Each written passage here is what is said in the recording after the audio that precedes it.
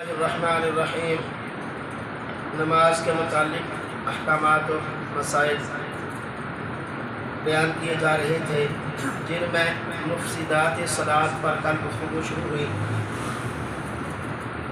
15واں وہ عمل جس سے نماز فاسد ہو جاتی ہے۔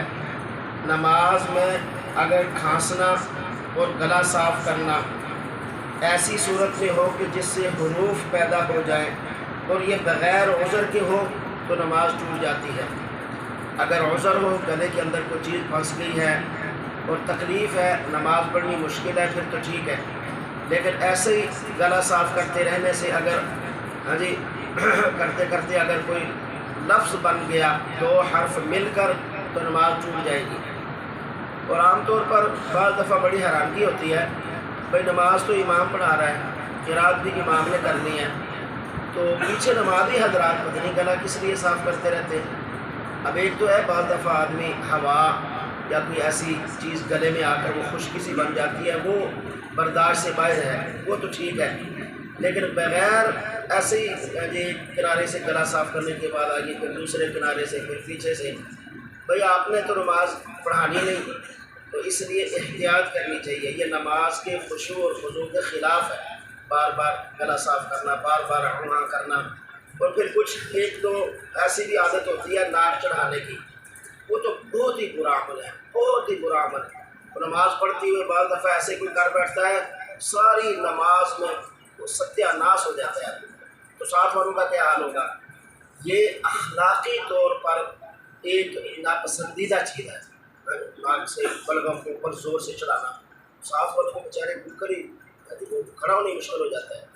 یہ ہم مسلمان ہیں، ہمیں آقا کریم صلی اللہ علیہ وسلم نے ایسے طریقے بتائے ہیں، اخلاق کا ایسا معیار بتایا ہے کہ جس سے دائیں بائیں آگے پیچھے والے کو نہ کسی سے کوئی تکلیف نہ ہو۔ کوشش جو بس سے باہر ہے وہ مجبوری ہے، وہ کوئی۔ اسی طرح نماز کی حالت میں اپنے امام کے علاوہ غیر کو لقمہ دینے سے نماز فاسد ہو جاتی ہے۔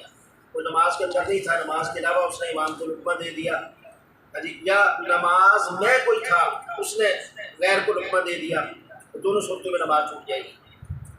جو شخص نماز نہیں پڑھ رہا، اس نے اگر نماز پڑھنے والے کو لقمہ دیا اور نماز پڑھنے والے نے لقمہ قبول کر لیا، اس کی نماز فاسد ہو جائے گی۔ ایک آدمی باہر سے آیا، نماز پڑھ لی تو کوئی غلطی ہو گئی تو اس نے ادھر سے ہی لقمہ دے دیا، تو اگر امام نے اسے قبول کر لیا تو نماز ٹوٹ جائے گی۔ مقتدی کے علاوہ کسی نے امام کو لقمہ دیا اور امام نے لقمہ لے لیا، تو امام اور مقتدی سب کی نماز ٹوٹ جائے گی۔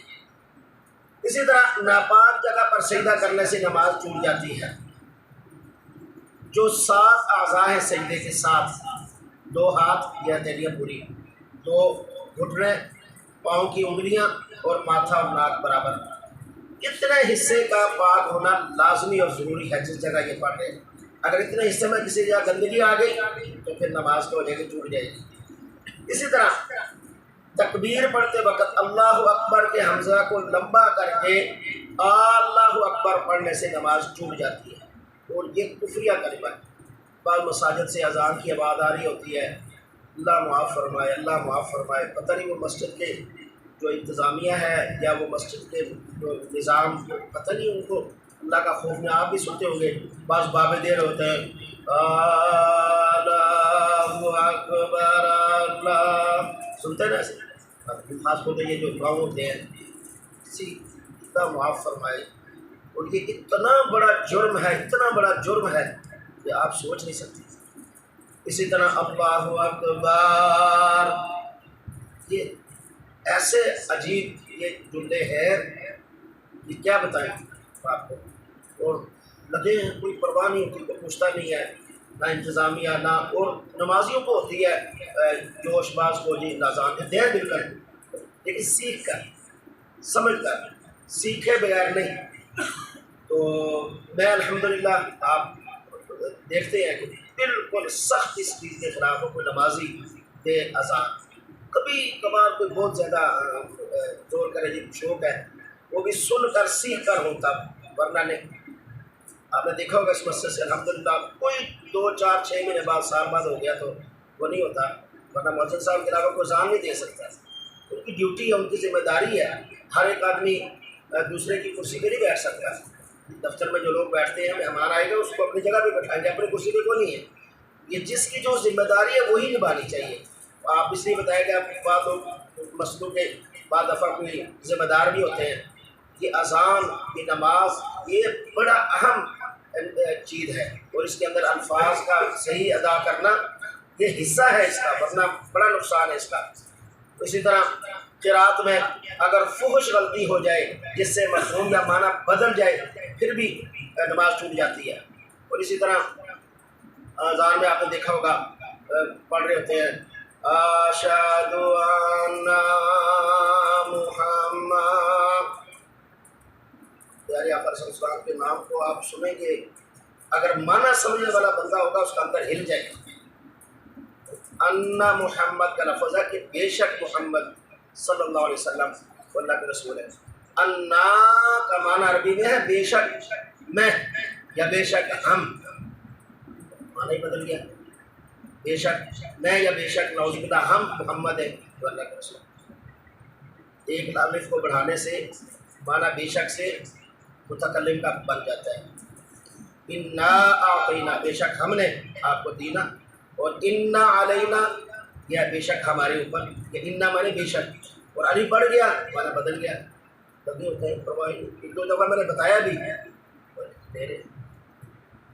اور یہ ایسی چیزیں ہیں اب یہاں تو نہیں، اللہ کا ایک نظام ہے، سوٹا تو ایسے سر پہ جو لگے ابھی آ کر.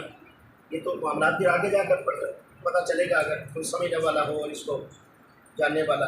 اسی طرح قرآن کریم کو موسیقی کی طرز پر پڑھنا، اس سے بھی نماز فاسد ہو جاتی ہے.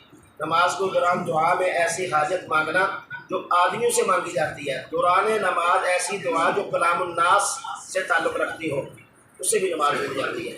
ہاں جو قرآن اور حدیث میں دعائیں ماثورہ ہیں وہ جتنی نماز میں آپ پڑھ سکتے ہیں، تشہد کے آخر میں، دو سجدوں کے درمیان میں، سجدے کے اندر، اس کی اجازت ہے.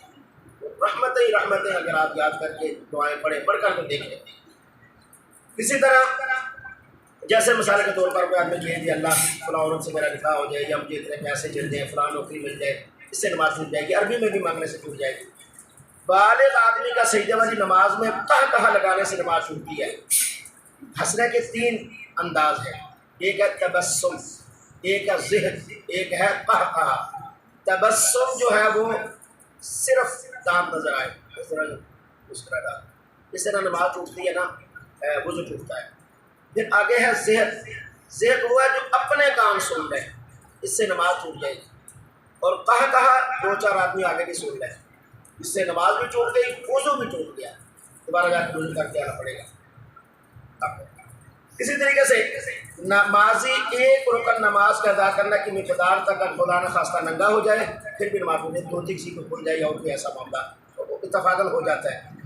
نماز میں پاگل بننا، بے ہوش ہو جانا، جنبی ہو جانا، اس سے بھی نماز ٹوٹ جاتی ہے. زخم کے درست ہونے پر پٹی کا گر جانا، نماز فجر میں سورج کا درمیان میں نکل آنا، عصر میں درمیان میں غروب ہو جائے تو پھر نماز ادا ہوگی، فجر میں طلوع ہو جائے تو نماز ٹوٹ جائے گی. اسی طرح نماز کے اندر نااہل کو خلیفہ بنا دیا، امام کا وضو ٹوٹ گیا، اس نے پیچھے جس کو آگے کیا اس کو پتہ ہی نہیں تھا نماز کا، پھر بھی نماز ختم ہو جائے گی. لیکن اگر وہ اہل ہو تو پھر نہیں ٹوٹے گی. اسی طرح جو ایک آدمی تھا اس کے پاس کپڑے نہیں تھے، بامر مجبوری، اتفاقاً ہو سکتا ہے، دوران نماز کپڑے مل گئے تو اس کی نماز ٹوٹ جائے گی، وہ کپڑے پہن کے پڑے گا.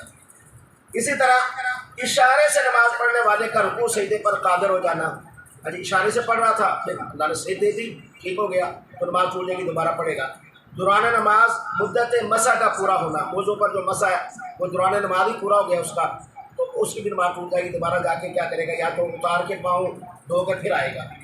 اسی طرح نماز میں سینہ اگر قبلہ سے پھر جائے پھر بھی نماز ٹوٹ جائے گی، سینہ اس کا پھر جائے نماز ٹوٹ جائے گی. اسی طرح عمل کثیر سے نماز ٹوٹ جاتی ہے. اگر ایک دو منٹ آج برداشت کیجیے گا کیونکہ آج آخری دن ہے نا، کل میں صرف طریقہ بتاؤں گا تو اس لیے معذرت کے ساتھ بس ایک دو رہ گئے ہیں. یہ عمل کثیر کیا ہے یہ بھائی میرا سے سمجھیے گا. عمل کثیر کی جامع تعریف یہ ہے کہ ہر وہ عمل نماز میں کہ جس سے دیکھنے والا سمجھے کہ یہ نماز میں نہیں ہے، یہ عمل کثیر ہے. بعض لوگ سے بعد میں دعا سے کرتے رہتے ہیں، ایسے کرتے رہتے ہیں، یوں کرتے رہتے ہیں، ٹوپی کو اتار کر یوں رکھا، ادھر سے بالوں کو ایسے ایسے لگے رہے، جو چھو وغیرہ تھوڑا یہ نہیں، ایک رکن میں تیسری مرتبہ ہاتھ اٹھے گا یہ امر کثیر ہے۔ اسی طرح جو جالی والی ٹوپی ہے، یہ نہیں جو جالی والی ہوتی ہے، وہ گر جائے، ہر وہ ٹوپی جو دو ہاتھوں سے پہنی جاتی ہے، اگر وہ نماز میں گر گئی تو اس نے دوبارہ پہننے کی کوشش کی، یہ بھی امر کثیر ہے۔ ہاں یہ ایسی گر جائے، اگر یہ تو ایک سے پہنی جاتی ہے نا، تو یہ اٹھا کے پہن سکتے ہیں ایسے کر۔ اسی طرح موبائل بجا اس کو ادھر ہی بند کر دیا ٹھیک ہے، لیکن اگر اس کو یوں دیکھا اس کا ہے، یہ ایسے بھی لوگ کرتے ہیں کہ نماز اللہ کے لیے ہے، کئی دفعہ دیکھا، نکالا اچھی طرح دیکھا، پتہ نہیں اب میں کیا لفظ بولوں مناسب نہیں ہے، چلے پھر اس کو جیب میں رکھ دیتے ہیں۔ یعنی 5 منٹ بھی اللہ کے حضور میں بالکل یکتا ہو کر ہو، بالکل حنیف بن کے حنفا نہیں کھڑے ہو سکتے آپ، اس سے بھی نماز ٹوٹ جائے گی۔ اسی طریقے کے ساتھ عورت کا نماز میں مرد کے برابر کھڑا ہونا یہ بھی نماز کو ضائع کر دیتا ہے، چاہے محرمی عورت کیوں نہ ہو۔ ایک ہی نماز میں سنتے نفل فرض گھر میں پڑھ رہے ہیں، اس میں نہیں، وہ اپنی نماز پڑھ رہی ہے، آپ اپنا پڑھ رہے ہیں، جماعت کی صورت کے اندر عورت کا ایک عورت 3 مردوں کی نماز ضائع کر دیتی ہے، یہ بھی سمجھے گا بس یہ آخری ہے، 3 مردوں کی نماز ضائع کرتی ہے۔ یہ عورت کھڑی ہے، اس سے آگے جو مرد ہوگا وہ نہیں، اس کے پیچھے جو مرد ہوگا، اس کے دائیں ہوگا، اس کے بائیں ہوگا، ان تینوں کی نماز ٹوٹ جائے گی۔ ایک عورت چاہے وہ ماں ہی کیوں نہ ہو، بہن ہی کیوں نہ ہو۔ عام لوگ سمجھتے ہیں وہ جی مکہ ہی تو ہو جاتی ہے عورتیں ہوتی ہیں، سوال پیدا ہوتا ہے نا، مکے میں بھی وہ ہاتھ جوڑتے رہتے ہیں لیڈیز کو، بھائی پیچھے چلے جائے، جگہ بنی ہوئی، اور لال رومال والے جوان کو 20 ہوتے ہیں، یلہ منتیں کرتے رہتے ہیں، حاجی اٹھے کیوں، حاجی اٹھے، وہاں بھی یہی ڈھیٹ ہوتے ہوتی ہیں، وہاں بھی وہی کام، وہاں بھی نہیں ہوتی، وہاں بھی نماز نہیں ہوتی، عورت بیچ میں آ جائے، یہ اللہ کے رسول کا فرمان ہے اور طریقہ ہے، عورت مرد سے پیچھے کھڑی ہوگی، بچوں سے بھی پیچھے، مرد پھر بچے پھر عورت۔